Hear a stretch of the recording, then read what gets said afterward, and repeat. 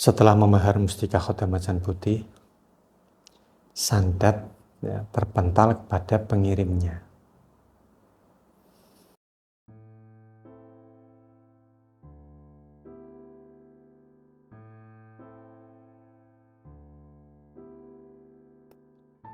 Assalamualaikum warahmatullahi wabarakatuh.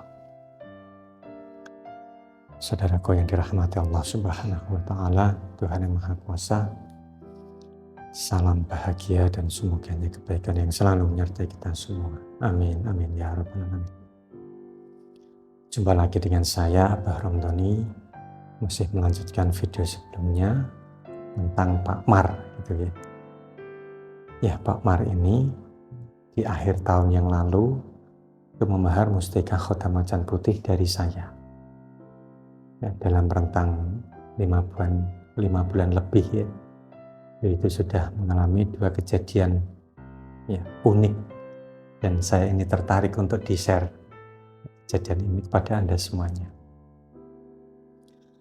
Nah, untuk latar belakang Pak Mar dan kejadian pertama itu sudah saya share di video sebelumnya. Nah, untuk video ini saya akan share kejadian yang kedua.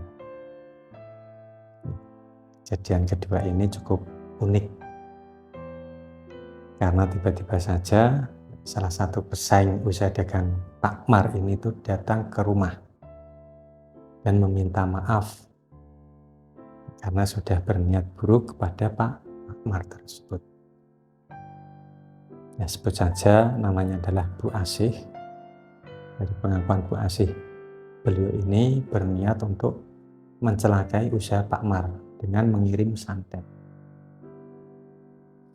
Ya, tapi entah kenapa santet yang diharapkan Bu Asih itu mencelakai toko Pak Mar ini malah kembali kepada toko Bu Asih. Ya, toko Bu Asih ini malah seperti tidak terlihat oleh para pembeli atau oleh orang yang lewat di depan toko Bu Asih ini. Nah, kemudian Bu Asih ini kembali kepada dukun santetnya. Beliau ini komplain ya, kepada dukun santet tersebut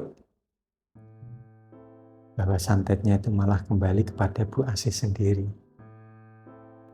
Nah, dari penuturan dukun ini alasannya adalah target atau toko dari Pak Mar ini dijaga oleh sebangsa makhluk gaib yang bisa mengembalikan santet tersebut.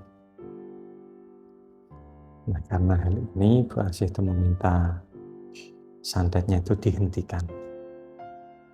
Nah, setelah dihentikan, santet ini tuh ternyata toko Bu Asih ini belum pulih sepenuhnya. Ya, Bu Asih pun kembali komplain kepada dukun tersebut.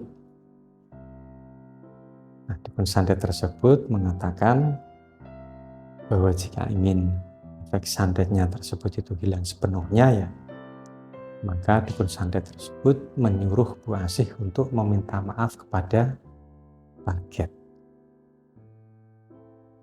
Nah, singkat cerita, Bu Asih ini menuruti saja. Karena khawatir ya, efek yang dirasakan ini bukan berkurang, malah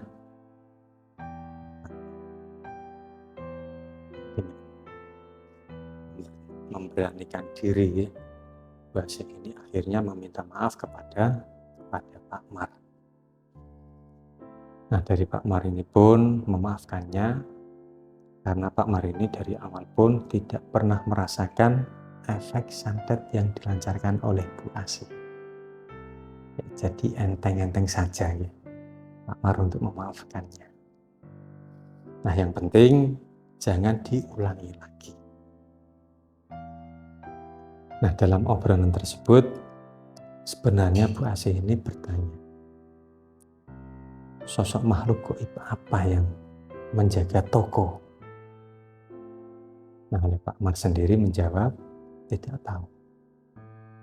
Mungkin saja khotam leluhur.